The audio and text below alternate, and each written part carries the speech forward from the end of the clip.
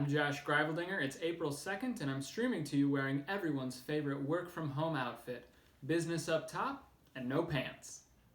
How close are we to the apocalypse? I don't know. I stopped seeing my psychic after she told me that exciting travels were in my future. That didn't work out. Speaking of travels, 2 cruise ships with infected passengers were finally allowed to dock in Florida. While those who were ill were taken to local hospitals, the healthy passengers will need to stay quarantined in their cabins for an additional 14 days. So to all of our viewers, but especially those on the most boring vacation of their lives, welcome to the lockdown.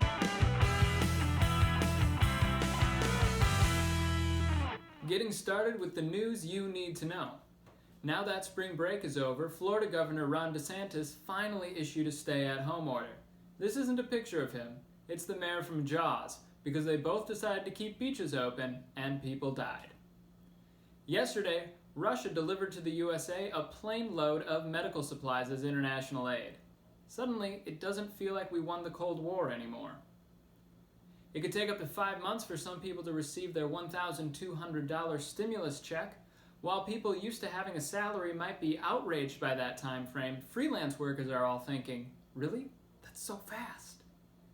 Last week, Trump finally used the DPA to compel General Motors to start manufacturing ventilators. Personally, I'm waiting on a Dodge ventilator so that when I need to be intubated, I can ask, that thing got a Hemi? And it's widely expected that the White House and the CDC will recommend wearing masks in public places. You might wonder why, after Americans have been advised not to wear masks, we should follow this new guidance. And partially it's because scientists are still discovering new things about this virus, and we need to adapt as we learn. And the other reason is because a global pandemic is no reason not to accessorize your outfit. Personally, I love an excuse to wear bandit chic while I'm out and about. And now on to everybody's favorite segment, The Weakest Links.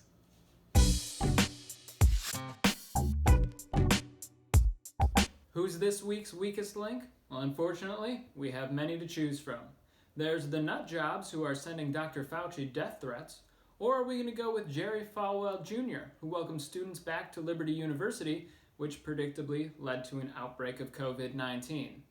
No, the top honor goes to Eduardo Moreno, who in a strange attempt to expose a conspiracy theory, tried to crash into the USNS Mercy hospital ship with a train. Officers said the train careened off the tracks, smashed through a steel barrier, through a chain link fence, across a parking lot, across a gravel-filled lot, and then into another fence. Look, I may not agree with his goals, but that kind of determination needs to be celebrated. I haven't left my apartment for 2 weeks, and I'm still putting off replacing the light bulb that burnt out in February. And now, a look into the star-studded world of non-essential workers.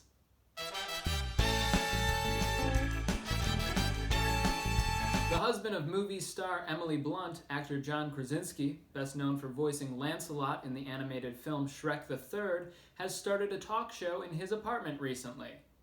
What an idiot, am I right? But seriously, John, the cease and desist letter is in the mail. Once I get a lawyer. Which will happen as soon as I get my unemployment check. In addition to John, all the late night hosts are coming back on the air and broadcasting from their homes. Clearly, they heard I have almost 400 followers and got jealous. So, rather than embarrass them with a David and Goliath ratings battle, moving forward, The Lockdown will become a morning show airing every Monday and Friday. And if you think I'm doing this just because that's a better time to post on Instagram, you're right. My whole goal with The Lockdown is to become famous enough that I can get a COVID test without showing any symptoms. At this point in time, a lot of people are starting to get stir-crazy. So personally, I take heart by thinking about American hero astronaut Scott Kelly, who spent 340 days on the International Space Station. I like to remember his quote, "A year is a long time to live without loved ones, fresh air, and gravity, to name a few. So even if you're all alone, and even if your windows don't open, at least you have gravity to keep your feet on the ground. And Grubhub to keep you fed." That's our show. We'll see you on Monday. Share this post, wash your hands, and for the love of America, please stay home.